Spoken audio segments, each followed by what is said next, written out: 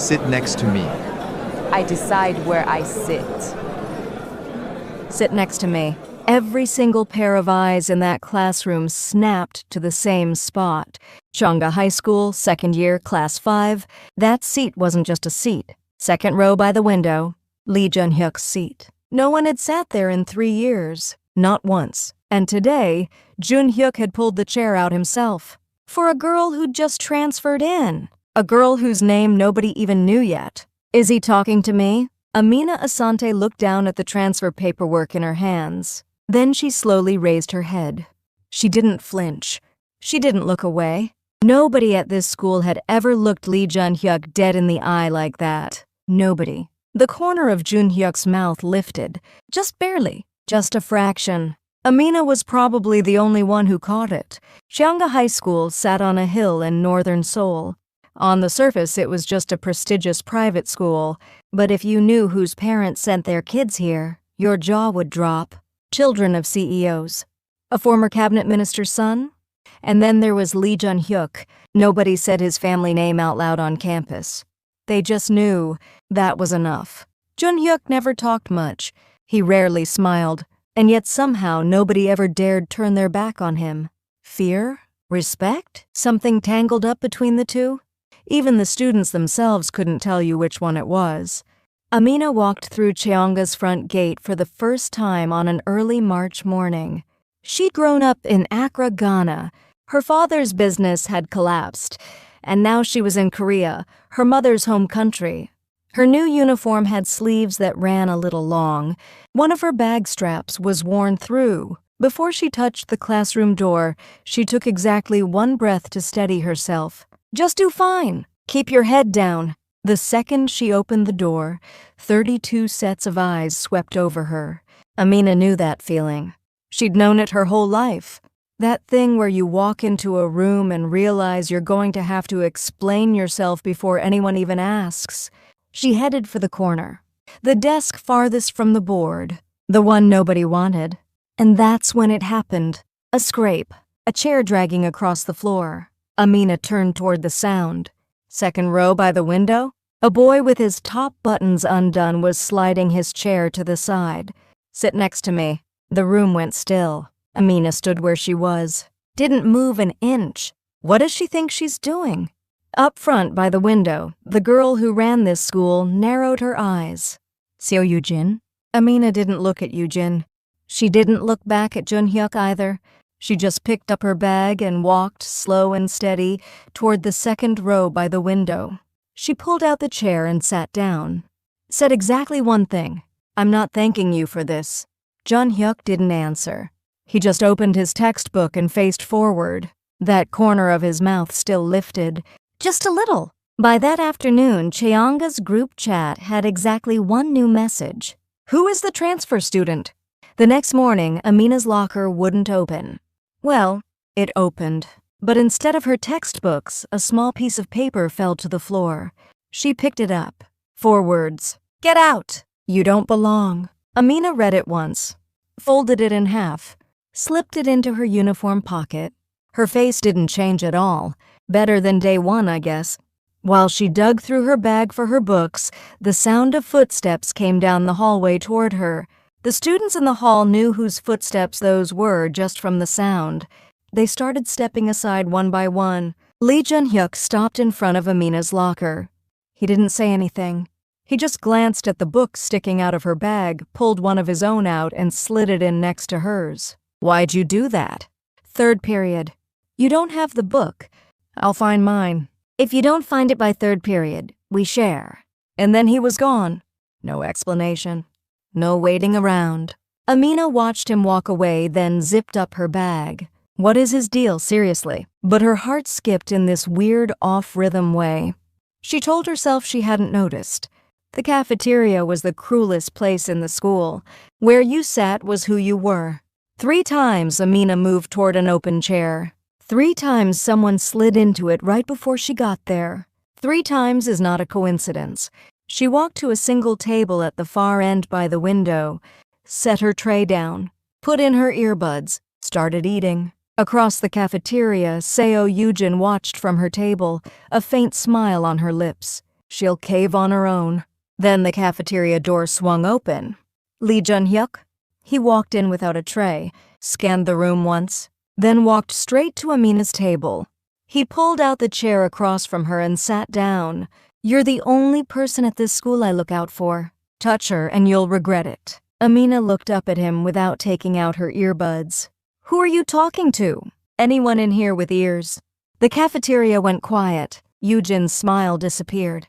Jun-hyuk rested his elbow on the table beside Amina's tray and looked out the window, like he'd always sat there. Amina reached to put her earbud back in. Stopped. What does this guy actually want from me? But somehow the food went down a little easier. Amina really did not want to admit that. It started raining after school let out. Amina stood under the narrow overhang at the school gate. No umbrella. She'd checked every pocket. Nothing. The rain got heavier. Students popped open umbrellas and scattered out the gate. Amina stood there and waited for it to let up. A black car pulled up to the gate. The window rolled down. Lee Jun-hyuk? He didn't say anything. He just opened the back door. I'm fine. Don't say you're fine when you don't even know where you're going. Amina stood in the rain. Jun-hyuk didn't close the door. About 5 seconds passed. Amina held her bag over her head and got in. The door shut. The sound of rain faded. The car was quiet, just the low hum of the heater. Amina looked down at her wet sleeve. Then Jun-hyuk's hand reached over. Without a word, he fastened the button at her cuff, the one that had been about to fall off. Amina held her breath. Sew that back on tomorrow. That was it. That was all he said. But that night, Amina sat staring at that button for a long time. Amina had found the rooftop door 3 days ago. The cafeteria had gotten too uncomfortable at lunch, so she'd started packing a box lunch and slipping up there alone, somewhere with nobody in it, somewhere with only the wind. That was what she needed. But that night, when evening study hall ended and she pushed open the rooftop door, someone was already there. Lee Jun-hyuk, leaning against the railing, looking out over the Seoul skyline. What are you doing up here? I got here first. Amina almost turned around. Then she stopped. His voice was different. The weight had gone out of it, like someone who'd been running for a long time and finally stopped. They stood there for a while without talking, looking out over the city lights. The wind was cold. Amina buttoned her uniform all the way up. Jun-hyuk spoke first. Are you scared of anything? Yeah. What? Things you work hard for and still can't get. Jun-hyuk didn't answer. He just kept looking at the skyline. After a moment, he slowly opened his mouth. I've never chosen anything. Not this school, not this name, not this place. Amina looked at him. I was just born and it was all already decided. And nobody thinks that's weird. It wasn't the voice of a family heir. It wasn't the voice of the guy who ran this school. It was just an 18-year-old kid. We're kind of the same, him and me. She didn't say it out loud. Instead, she moved to the railing and stood quietly beside him, looking the same direction he was looking. The lights of Seoul spread out endlessly below them. That night, Amina understood Jun-hyuk for the first time. Just a little. And for the first time, standing next to him didn't feel uncomfortable. The next morning, Amina had barely stepped into the classroom when her homeroom teacher called her over. She held out an envelope. Official school stationery. This was dropped off at the office yesterday. It has your name on it, so I'm passing it along. Amina took the envelope. Inside was a single sheet of paper. It looked like an internal document. The Lee family's corporate name was stamped at the top. The message was short. Asante case. Transfer placement complete. Maintaining proximity as directed. Amina stood right there and read that line 3 times. Maintaining proximity, as directed. Her hands went cold. Every bit of warmth from the rooftop last night drained out of her all at once. Jun-hyuk came into the classroom 10 minutes later.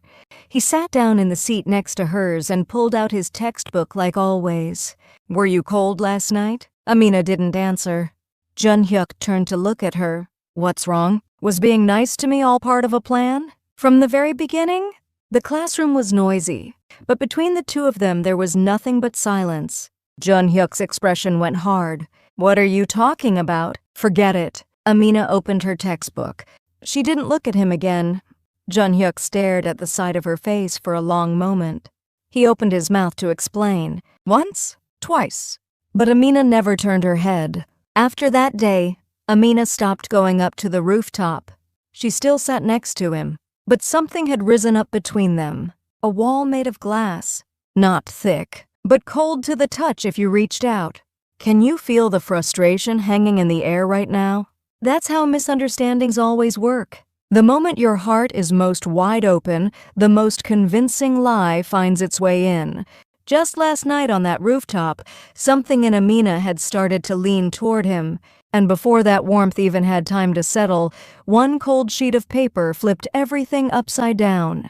But here's the question, was that document even real? Whether the glass wall between these two will stay standing or come crashing down, that's what we're about to find out. Lee Jun-hyuk made his first mistake. For 3 days after Amina shut him out, he kept it together. Kept his face blank, his mouth shut, acted like nothing was wrong. But on the 4th day, he missed his name being called in class. Lee Jun-hyuk. Twice. The classroom stirred. Lee Jun-hyuk spacing out during class was something that had literally never happened at this school. He finally looked up at the teacher, but his eyes flickered sideways for just a second, to the seat next to him. Amina was looking down at her textbook, not at him. What did she see? That afternoon, Jun-hyuk made his first move. He went to find Seo Yujin, an empty hallway on the 3rd floor after school. Yujin didn't even blink when she saw him coming. The document you gave Amina. What document? Touch her one more time, and I'll deal with it myself. Yujin laughed. Do you actually think she's right for you? For real? Jun-hyuk didn't answer. He just turned and walked away. Yujin watched him go, and for the first time her expression stiffened. He means it. She knew that made things more dangerous. So she decided to play her biggest card. The next day, a file appeared on the school-wide bulletin board. Anonymous. But the contents were anything but. The Lee family's overseas business records. Buried inside them was a name, Accra, Ghana, Asante Trading, Amina's father's company. The document was dated exactly 2 years before Amina came to Korea. The Lee family had unilaterally terminated their contract with Asante Trading's Korean partners. 6 months later, Asante Trading closed its doors for good. Amina saw the post from the school library. Her fingers were shaking as she read the screen. That's why Dad's company shut down. She couldn't finish reading. She got up from her chair and walked to the window, pressed her forehead against the glass. Rain was falling outside, completely silent. At the same moment, Lee Jun-hyuk was reading the same post.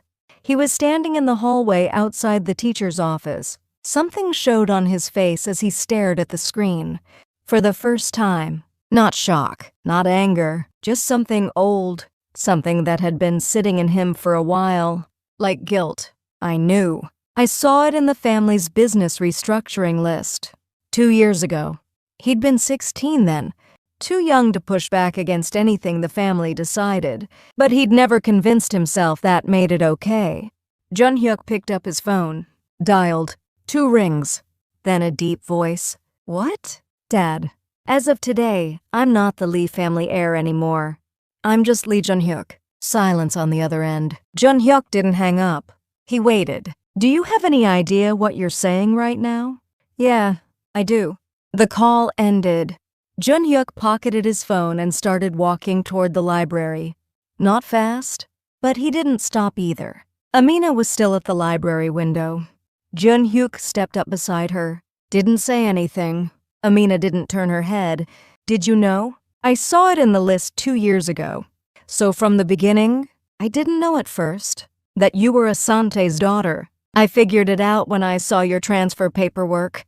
Amina kept looking out the window. And after that, it didn't matter. Something shifted in Amina's eyes. She had the face of someone trying very hard not to break. I'm sorry. That's the only thing I've got to say. Amina didn't answer. But she didn't move away from the window either. They stood there side by side until the rain stopped. Not a single word between them. Shoulders almost touching. Maybe 1 hand's width of space? A single tear slid down Amina's face. She didn't wipe it. She just let it fall. Jun-hyuk saw it, and he said nothing. That was the most honest thing he could do. The next morning, Cheonga High School was anything but quiet.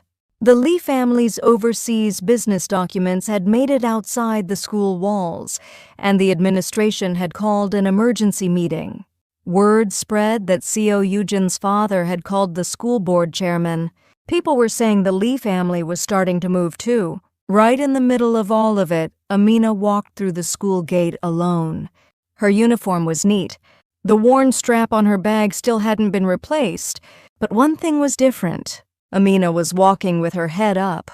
It wasn't the same walk as that first day, when she'd been searching for a corner to hide in. Lee Jun-hyuk wasn't in the classroom. Not after homeroom, not after lunch. Rumors started making the rounds that his family had called him in, that he might drop out, that his father was coming up in person. Amina pretended not to hear any of it. But all through class, the empty seat beside her kept pulling at her. Why isn't he here? The thought slipped out before she could stop it. She opened her textbook. Read the first line. Read it again. The words weren't going in. Jun-hyuk showed up after the last class of the day. Still in his uniform. The badge with his family name was gone. He didn't come in. He stood in the hallway and looked into the classroom. His eyes found Amina's. He didn't say a word. He just gave a single tilt of his head toward the hallway. Come out. That was what it meant. Amina picked up her bag. Stairs followed her across the room, but this time she didn't feel them. They went to the rooftop, the same railing where they'd first stood side by side, looking out at the city lights. It was daytime now, so there were no lights, just a gray sky and wind. I got a week from my dad. And after that, I don't know yet. But that's not what matters right now. Amina looked at him. There's something I need to say to you. Jun-hyuk turned away from the railing. He faced her straight on. No family name behind him. No hair status. No school hierarchy. Just a person. The first time you didn't look away from me. That's when it started. That's when it started. Amina's heart kicked hard. One solid beat. It wasn't because of my family. It wasn't calculated. It was just you. Wind moved through the rooftop. Amina's hair lifted and scattered. Jun-hyuk reached out and tucked her hair back behind her ear. Slowly, like he was being careful not to break something, Amina didn't pull away, just like on that first day in the classroom when she hadn't looked away. You can leave. It's your call. Amina looked at him for a long moment. Then she took one step forward, toward him. Jun-hyuk didn't move. He looked like he was holding his breath. She took a second step. A third. Those last few steps, the space between them closing in, stretched out longer than anything else in this whole story. Amina stopped right in front of him, close enough that neither of them had to look up or down to see the other. Thank you. For the button. Jun-hyuk paused for just a second, and then that corner of his mouth lifted, same as it had in the classroom that first day. Just a little. Took you long enough. Amina smiled too. It was the first time she'd smiled since coming to this school. The wind blew one more time. The two of them stayed right where they were, neither one going anywhere. The truth doesn't get erased by a single sheet of paper. Cold walls, family names, old wounds in the end, they all give way to someone who keeps walking toward you, one step at a time. Jun-hyuk only became himself once he let go of everything he'd been handed. And Amina, in the most unfamiliar place she'd ever been, found the one person who looked at her without pretending. Their story had only just begun. People aren't remembered for where they were born. They're remembered for where they chose to stand. Jun-hyuk had lived a life where everything was decided for him under the weight of a family name. But the moment he put that name down, he became himself for the first time. Amina had learned how to survive alone in a foreign place, but she learned that surviving alone and letting someone in are two very different kinds of courage. We all have moments when we want to hide behind the walls we know, but the person who breaks through first is the one who ends up with the bigger world. And the quietest person in the room? They might just have the deepest things to say. That's what these two leave behind for us. This story is a work of fiction,